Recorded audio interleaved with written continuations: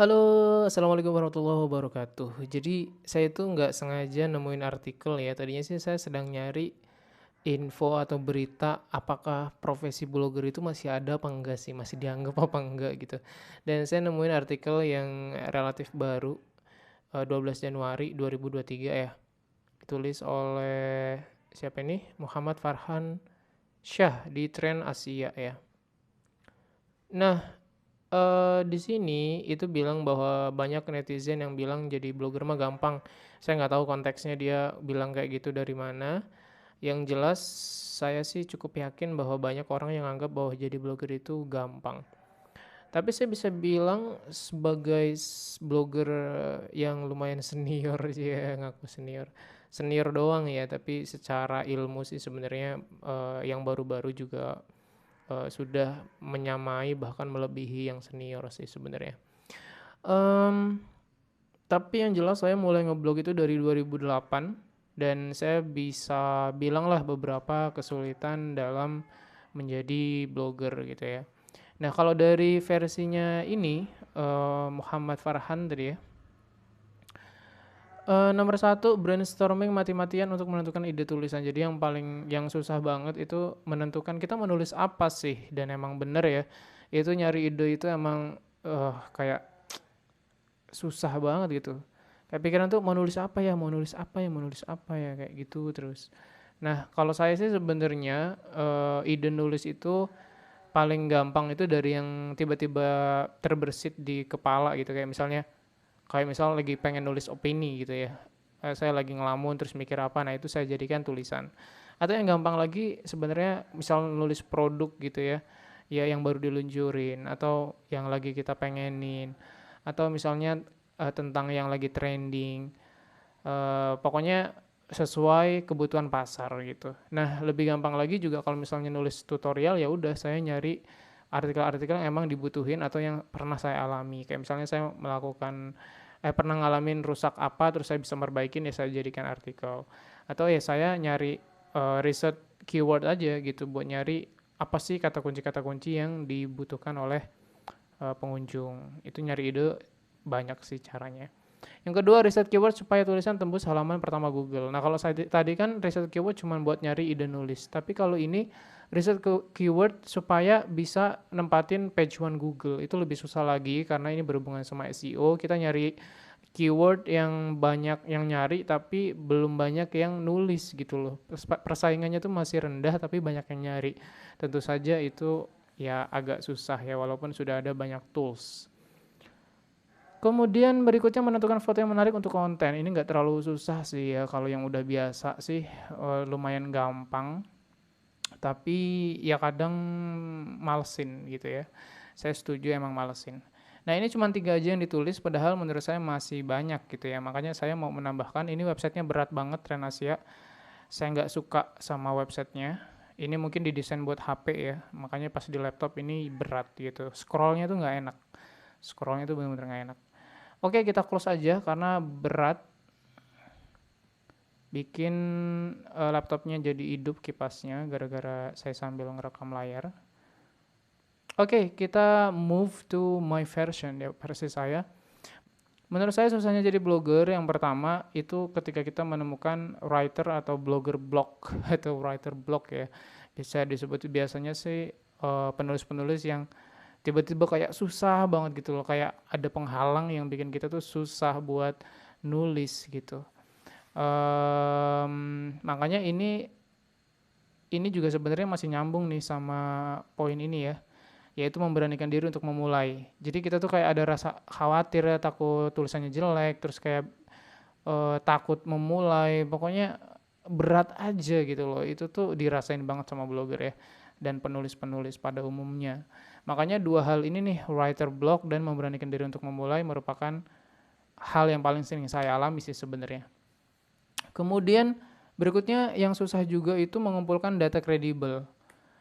Ini tuh kayak malesin, susah sih enggak, cuman malesin karena kita harus kayak ngubek-ngubek banyak info gitu ya, harus browsing, harus ngumpulin SSSS atau screenshot yang udah diambil, yang kita naruhnya berserakan di mana-mana. Itu malesin banget sih dan kita kayak harus berkorban lah. Maksudnya berkorban tuh kita harus mengorbankan rasa malas kita itu. Nah, kemudian yang susah juga mengolah data menjadi tulisan. Jadi kayak datanya ada nih, tapi kita harus transform menjadi paragraf kan. Itu kadang malesin. Ini sekali lagi sebenarnya nggak terlalu susah, cuman malesin ya, yang bikin akhirnya jadi males memulai untuk menulis. Berikutnya belajar SEO yang tadi tuh ya, yang di poin apa tadi, Tag Asia atau apa tadi? Lupa saya websitenya. Belajar SEO itu malesin karena paling rumit mungkin ya. Dan belajar SEO itu perlu karena biar website kita ada yang baca, blog kita ada yang ngunjungin, itu kita butuh belajar SEO. Nah sebenarnya sih kalau misalnya kalian lebih milih sosial media itu nggak terlalu harus banget menguasai SEO buat search engine ya. SEO kan search engine optimization. Tapi kalau misalnya kalian nyari trafficnya di sosial media, maka ya nggak terlalu butuh SEO sebenarnya. Yang penting tulisannya bagus dan sebagainya. Tapi belajar SEO ini penting banget ya, karena misalnya pakai AdSense juga traffic organik itu penting banget gitu. Jadi harus belajar SEO dikit-dikit. Tapi SEO sebenarnya nggak sesusah itu. Yang penting kata kuncinya tuh dicari orang dan kita bikin artikel sebagus mungkin. Adapun backlink dan apa itu sebenarnya bonus kalau menurut saya, karena tanpa backlink pun tetap artikel kalian tuh bakal banyak yang baca asalkan emang topiknya banyak yang nyari dan artikelnya bagus. Saya udah sering membuktikan. Saya nggak suka backlingan ya. Dan kemudian yang susah juga adalah untuk bersabar. Bersabar dalam artian ketika kalian udah nulis, ternyata nggak ada yang baca. Kalian harus sabar tuh, harus jangan kayak, udahlah nggak usah nulis lah nggak ada yang baca, jangan gitu. Tapi justru, tulisan gue harus lebih bagus lagi, harus bisa menjangkau masalah orang, harus bisa menyelesaikan masalah orang, akhirnya tulisan kalian ada yang baca ya. Jadi sebenarnya ketika tulisan kalian yang baca harusnya lebih semangat, bukan lebih kendor gitu ya.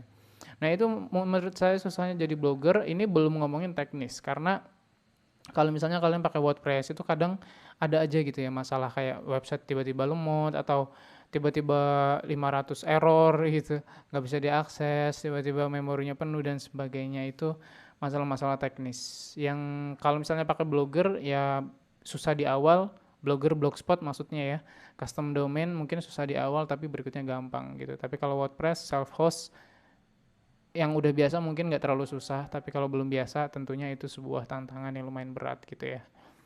Jadi blogger itu susah atau gampang? Ya kalau gampang pasti udah banyak yang jadi blogger dan sukses ya kan. Kalau sekarang sih blogger yang menurut saya masih bertahan banget dan masih rame itu contohnya TMC Blog, itu blog motor, atau Kobayogas masih rajin juga, Iwan Banaran juga, warung Asep juga, itu motor semua karena saya suka motor. Kalau tekno saya udah jarang karena tekno sekarang udah yang kebanyakan itu bentuknya media ya, walaupun ya blog juga sebenarnya, cuman lebih lebih kayak media. Kalau motor kayak TMC Blog itu lebih kayak blog gitu ya. Terus mungkin karena sekarang media tuh udah membahas apapun, jadi blogger yang ngerasa ketinggalan gitu ya, kayak tersaingi, akhirnya banyak yang jarang muncul page one juga mungkin dan sebagainya lah. Tapi yang jelas sih sebenarnya profesi sebagai blogger itu menurut saya masih sangat terbuka banget ya peluangnya ya. Walaupun sekarang di tahun 2023 ketika orang sudah pada bukanya itu TikTok, YouTube, Instagram, tapi tetap aja bro, masih banyak yang pengen baca. Termasuk saya, tiap hari saya masih buka TMC Blog, masih buka GSM Arena, masih suka baca blog orang ya, blog bahasa Inggris sih kebanyakan. Blog bahasa Indonesia, langganan saya itu TMC Blog, terus strategi manajemen, gak banyak sih. AutoNetMax itu juga media. Jadi emang saya udah terlalu jarang, tapi saya masih sangat sering membaca. Cuman biasanya artikel luar. Kalau artikel Indonesia udah tinggal dikit yang saya kunjungin rutin. Oke deh, jadi tetap semangat ya. Walaupun jadi blogger susah, tapi menurut saya potensinya masih sangat terbuka lebar. Kedepannya kita kan suka membaca gitu loh. Jadi selama banyak orang suka membaca, insya Allah blogger itu masih banyak. Masih bakalan rame lah. Walaupun lebih sepi dari beberapa tahun sebelumnya, tapi tetap aja masih rame kok. Ya maksudnya saya udah ngebuktiin sendiri juga, walaupun blog kecil tapi ternyata pengunjungnya lumayan gitu loh. Oke ya, terima kasih, ini sharing aja dan tetap semangat. Sampai jumpa di video berikutnya. Subscribe juga boleh. Terima kasih. Wassalamualaikum.